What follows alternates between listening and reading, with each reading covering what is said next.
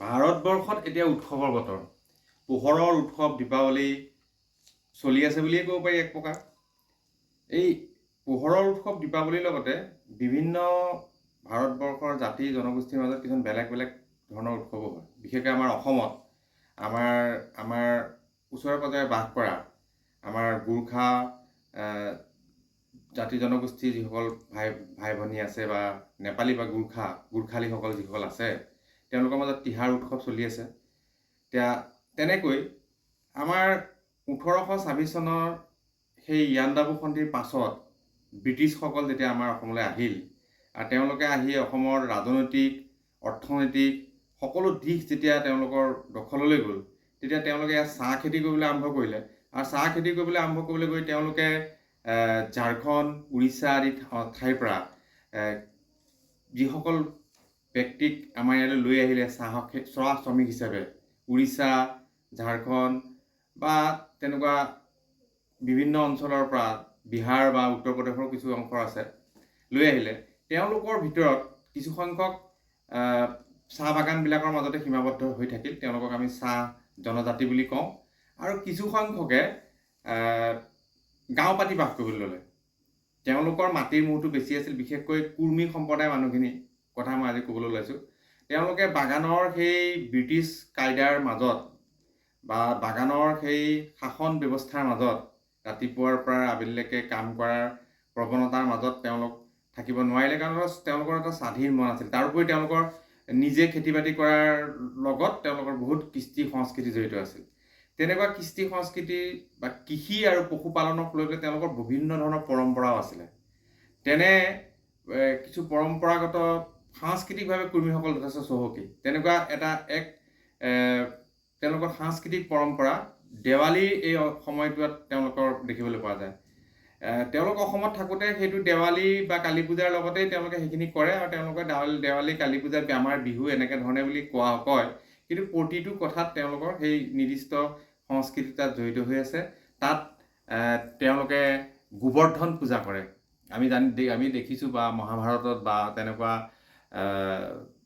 যিবিলাক আমাৰ ঐতিহাসিক চিৰিয়েলবিলাক আমাৰ দূৰদৰ্শন যোগে আমি চাওঁ, তাত গোবৰ্ধন পূজাৰ কথা দেখিছোঁ। কৃষ্ণই সেই গৰু চৰাই থাকোঁতে সেই গোবৰ্ধন যিটো পৰ্বত হাতে দাঙি তুলি ধৰিছিলে এটা আঙুলিত, সেই গোবৰ্ধন পূজা কৰে। আচলতে পশুপালন বৃত্তিৰ লগত জড়িত কিছুমান কাম কাজ কৰে তেওঁলোকে। গৰু ম'হ বা আমাৰ স্থানীয়ভাৱে আমাৰ যিখন কুৰ্মী গাঁও আছে, তাতে তেওঁলোকৰ গৰু ম'হ হাঁহ পাৰ কুকুৰা এনেকৈ পশুপালন ব্যৱস্থাৰ লগত তেওঁলোক উভয় খুব জড়িত।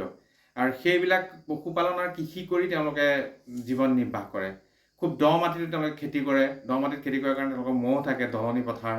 এতিয়াও সেই পৰম্পৰা আছে আমাৰ ইয়াতে। যদিও পথাৰবিলাকত আজিকালি ট্ৰেক্টৰ আহিলে, তেওঁলোকৰ সেই এতিয়াও 10খন 12খন ম'হৰ হাল চলাই খেতি কৰে। তেওঁলোকৰ এই দেৱালীৰ পৰা যিবিলাক উৎসৱ ইত্যাদি পালন কৰে, তাৰ ভিতৰত এটা উল্লেখযোগ্য উৎসৱ কালিৰ পৰা হৈ গৈছে। তেওঁলোকে ঘৰৰ একেবাৰে সন্মুখৰ পৰা চোতাল বা গোহালিলৈকে খুব ধুনীয়াকৈ, যেনেকৈ আমাৰ পূজাবিলাকত বিভিন্ন ধৰণৰ আমাৰ অংকন কৰি পেলাই যায়, তেনেকৈ তেওঁলোকে খুব ধুনীয়াকৈ আঁকি বাকি বিভিন্ন ধৰণে তাত তেওঁলোক পৰম্পৰাগত চিত্ৰ অংকন কৰি চোতালখন সজাই তোলে। আৰু গোহালিতো তেনেকুৱা বিভিন্ন ধৰণৰ দ্ৰব্য আদিৰে তেওঁলোকে পূজা পাতল কৰে। তাৰে এটা অংশ পূজা আজিৰ দিনটোত তেওঁলোকে কি কৰে, গৰু আৰু ম'হক বিশেষভাৱে চাফা চিকুণ কৰি আমি যেনেকৈ গৰু বিহুত যিখিনি কৰোঁ মাহ হালধি সানি, তাতোকৈ তেওঁলোকে আৰু ধুনীয়াকৈ তেল তুল সানি মেলি গৰুক একেবাৰে সেই খেতি পথাৰৰ পৰা নতুন ধান ওলোৱা ধানৰে মুকুট চুকুট পৰিধান কৰি বা ধানৰ এইবিলাক হেৰি কৰি খুব ধুনীয়াকৈ তেওঁলোকে ডিঙিয়ে চিঙিয়ে বিভিন্ন নতুন পঘা চঘাটো দিয়েই, আৰু অন্যান্য তেওঁলোকে গৰুক যেনেকৈ সজাব পাৰে সেইখিনি সজোৱা পৰা কৰে। আৰু তাৰ বাদেও এই যে ম'হ বা গৰুক তেওঁলোকে খেতি যে এতিয়া চপাবৰ সময় হৈছে, এই যে খেতি চপাবৰ কাৰণে তেওঁলোকৰ সেই পশুসকলৰ মাজত এটা শক্তি জাগ্ৰত কৰিবৰ কাৰণে তেওঁলোকে এটা মাজতে খেতি বাতি হোৱাৰ পাছতে গেপত তেওঁলোক থাকে, গৰু বা ম'হ বা এইবিলাক তেনেকৈ থাকে। তেওঁলোক যে সাজু হওক এতিয়া খেতি চপাবৰ হ'ল, এইটো বস্তু কৰিবৰ কাৰণে সিহঁতক কৰে। খেতি চপাবলৈ গ'লে ধৰি লওক খেতিৰ মাজত বা বিভিন্ন ধৰণে পৰম্পৰাগতভাৱে অতীত কালত গৰু বা ম'হৰ সেই এনেকুৱা ধৰণৰ চৰণীয়া ধান কাটি গৈ থাকে, তাত গৰু চৰালে সেই গৰু বা ম'হক আকৌ খেদিবৰ কাৰণে খাবৰ কাৰণে বাঘ বা এনেকুৱা হিংস্ৰ জীৱ জন্তু ইত্যাদি আহে। গতিকে সেইবিলাকৰ পৰা পৰিত্ৰাণৰ এই পূজা পাতলৰ তাৰ মাজত কথা থাকে। আৰু তেওঁলোকক কি কৰা হয়, এতিয়া যিটো পৰম্পৰাগত সেইখিনি ধুৱাই মেলি পূজা পাতল কৰি খুব ধুনীয়াকৈ সজাই পৰাই গোহালি ঘৰত তেওঁলোকক ৰাখে, আজি পূজা কৰে সকলোৱে। আৰু এটা তেওঁলোকক এটা নৃত্য কৰায়, মাদল বজায়, গীত কিছুমান পৰিৱেশন কৰে। আৰু এজনে এটা হিংস্ৰ মানে জন্তুৰ বাঘ বা শিয়াল বা তেনেকুৱা ধৰণৰ জন্তুৰ ছাল লৈ পেলাই ছালটোৱে গৰু বা ম'হক এনেকৈ নাকৰ ওচৰত শুঙাই দিয়ে। শুঙাই দিয়াৰ লগে লগে সি জাপ মাৰি যায়, আকৌ ইফালে শুঙালে সিফালে জাপ মাৰে, তাৰ এটা নৃত্যলৈ পৰিণত হয়।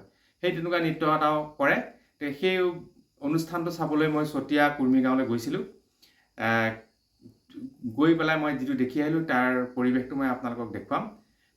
প্ৰাৰম্ভতে মই এইখিনি কথা কৈ দিলোঁ। আহকচোন চাওঁ তেওঁলোকে কি কৰিছিলে।